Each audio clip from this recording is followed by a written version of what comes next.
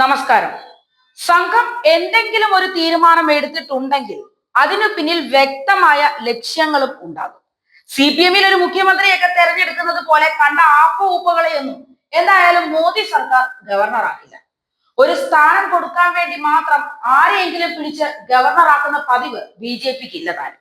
പ്രത്യേകിച്ച് പ്രതിപക്ഷ പാർട്ടികൾ ഭരിക്കുന്ന BJP വളർന്നു വന്നുകൊണ്ടിരിക്കുന്ന ഒരു സംസ്ഥാനത്ത് ഓരോ സംസ്ഥാനങ്ങളിലും ഗവർണറെ നിയമിക്കുന്നതിന് BJPക്ക് കൃത്യമായ ലക്ഷ്യമുണ്ട് എന്ന കാര്യത്തിൽ സംശയമൊന്നും വേണ്ട. തികഞ്ഞ സംഘപരിവാറുകാരനായ ആർലേക്കറെ ഗവർണറായി പ്രഖ്യാപിച്ചതിന് തൊട്ടു പിന്നാലെ വരാൻ പോകുന്ന ഗവർണർ ആരാണ് എന്ന് നിങ്ങൾക്ക് അറിയില്ലെന്ന് സംസ്ഥാന BJP അധ്യക്ഷൻ K. സുരേന്ദ്രൻ പരസ്യമായി പറഞ്ഞതും വേണമെങ്കിൽ ഇതിനോട് കൂട്ടി വായിക്കാം.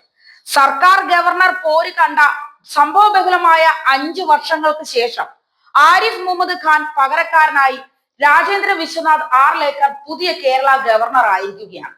പൂർണ്ണമായും RSSകാരനായ ആദ്യ കേരള ഗവർണർ.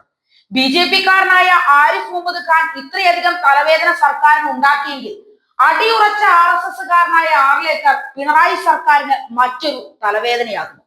അതോ ഗവർണർ സർക്കാർ ഊഷ്മള ബന്ധത്തിന്റെ നാളുകളാണോ ഇനി കാണാൻ പോകുന്നത്? നേരത്തെ ഗവർണറായി ആരിഫ് മുഹമ്മദ് ഖാനെ കൊണ്ടുവന്നത് വഴി മുസ്ലിം ന്യൂനപക്ഷ വോട്ട് BJP ലക്ഷ്യമിട്ടിരുന്നു. ക്രൈസ്തവ സഭകളോട് നല്ല ബന്ധമുള്ള ആർലേക്കറിലൂടെ ക്രിസ്ത്യൻ വോട്ട് ബാങ്കും BJP ഉന്നം വയ്ക്കുകയാണ്. മുനമ്പം വഖഫ് ഭൂമി വിഷയത്തിൽ ഉൾപ്പെടെ ക്രൈസ്തവ പിന്തുണ ആർജിക്കാനുള്ള ശ്രമങ്ങൾക്കിടയിലാണ് ക്രൈസ്തവ പിന്തുണ നേടാൻ പുതിയ ഗവർണറെയും BJP പരീക്ഷിക്കുന്നത്.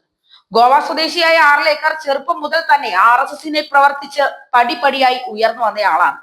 ഗോവ BJPയുടെ ജനപ്രിയ മുഖങ്ങളിൽ ഒരാൾ തന്നെയാണിത്. 25% ക്രൈസ്തവരുള്ള ഗോവയിൽ ക്രൈസ്തവ സഭയുമായി നല്ല ബന്ധമുള്ള ഒരു നേതാവ് കൂടിയാണ് ആർലേക്കർ. എന്തായാലും സർക്കാരുമായി ഒരു തർക്കത്തിനും ഇല്ലെന്ന നിലപാടാണ് കേരളത്തിൽ എത്തുന്നതിന് മുമ്പേ തന്നെ ആർലേക്കർ പരസ്യമായി വ്യക്തമാക്കിയത്.